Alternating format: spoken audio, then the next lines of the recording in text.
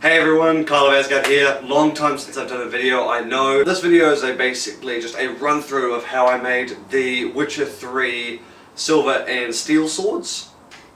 These bad boys here, in fact. What makes these swords quite neat is that they actually physically light up where all the engraved runes are on the sword. So you actually have a really cool piece for if you're getting photography done for cosplay or just for a simple wall hanging piece like so.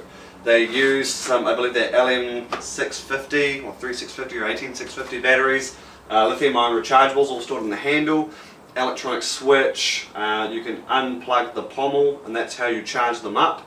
Now, unfortunately, something that I was really wanting to do for you guys with this project was to actually do a really, high depth detail tutorial on how to make these swords from tools, sizes, diagrams. I was hoping to put plans up. I was wanting to actually make this a really easy, straightforward tutorial, and unfortunately I lost a large amount of my video footage in regards to the electronics, the diagrams, what parts you would need, and so that's all gone. Lost a huge amount of motivation for putting this bloody tutorial together. But otherwise, hope you guys enjoy.